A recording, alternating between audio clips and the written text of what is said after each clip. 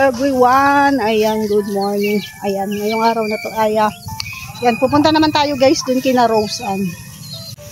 Kung makikita nyo guys yung paligid dito. Ganito yung kapaligiran dito. Mapuno, maraming niyog, and eto po yung bahay nila Carla. Isa rin po yan sa pinagawa ng Kalingap. Ang bahay nila Carla.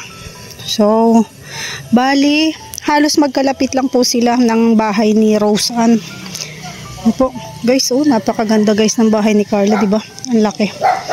And ayan, dito naman ito yung bahay nila Rose Ann. Ito guys.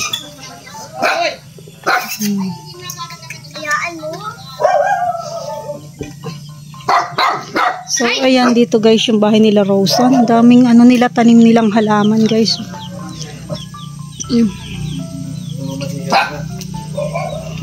Mga puno ng kamoting kahoy. Ayan o. Tanim po siguro ito ng mama ni Rose Ann. Ayan. Alam nyo ba guys, kinakain to. Ayan o.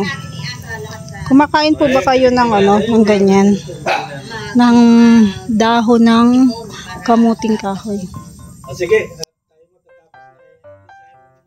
So, ayan, dito na po tayo sa bahay nila Rose Ann. And dyan sa loob, sila Berador, si Tatay Papsi, si Maria Cusinera, and si John Lloyd. Ayan, sila po yung kumakausap sa nanay ni Rose Ann. Tayo, dito muna tayo sa kubo nila. Kasi tuwang-tuwa talaga ako guys dito sa kubo nila. Alam nyo ba, sarap pagpahinga dito sa kubo nila. Napakalamig and presko. Ayan, nakakatuwa guys. Masarap na ano, may ganito kang kubo sa tabi ng bahay mo. Pahingahan ba guys? Ayan, tapos na yata silang mag-interview sa nanay ni Rose Ann. Ayan, pasok lang tayo saglit ano. And makikika-chika lang tayo sa nanay ni Rose Ann.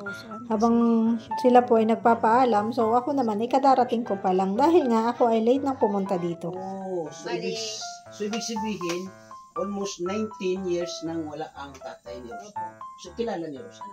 Hindi po. Hindi niya po masyadong kilala kasi 3 taon pa lang siya niwanan.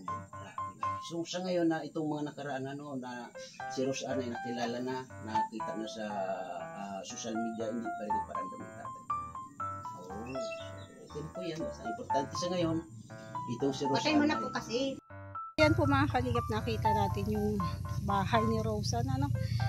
At nakita rin natin yung nanay niya. Ang nag-iisang anak lang po pala si Rose Ann, mga Kalingap. Panganay at bunso. So mabait po yung nanay ni Rose Ann. At yun, nakakalungkot din kasi nag-iisang anak. Pero maswerte rin siya kasi meron siya nag-iisang anak na si Rose Ann. Wala po dyan si Rose Ann kasi po ay nag-aaral. Ang kurso po ni Rose Ann ay education, future teacher. Isa rin po si Rose Ann sa scholar ng Kalingap. Ganda ng kulay ng buhok mo, Kuya Makaw, ah. Ganda ba, Uy? Ganda, no? Karnero nga gipan. Patingin ang kamay mo. Bakit pati kamay? Kinulayan mo. So, ayan guys. Tapos na kaming pumunta sa bahay ni Rose Ann at saka sa bahay ni Carla. Nabigyan na rin ng bigas. And nakausap na rin namin. So far, okay naman po sila pareho.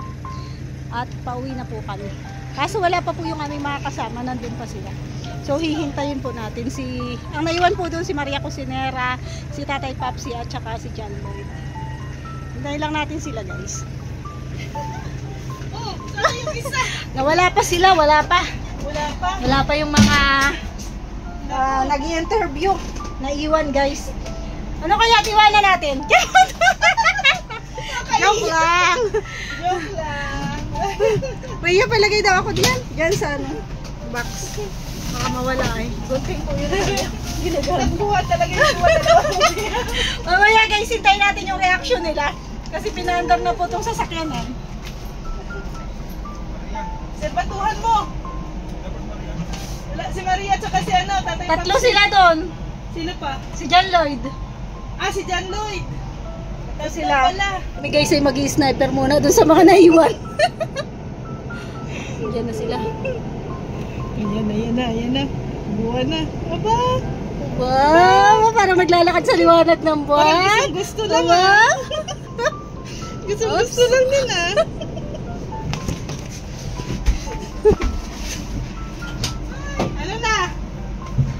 Viral yan ha. Hindi ko ginayat. Tatay pag-interview. Tapos, success naman ang pag-interview. Yes. Bag po, Tatay Popsi. Ito na sila. Ayan, pauwi na po kami. Ito po si Kuya. Oh. Ay, hindi ko alam kung pauwi na kami, pero tapos na po kami pumunta sa bahay ni Carla. Naghatid ng bigas ayuda kay bahay ni Carla. Ay, nanay ni Carla at saka nanay ni Rosan. So much po sa lahat ng nanood ng aking video sa araw na ito. Maraming salamat po. Bye-bye. God bless us.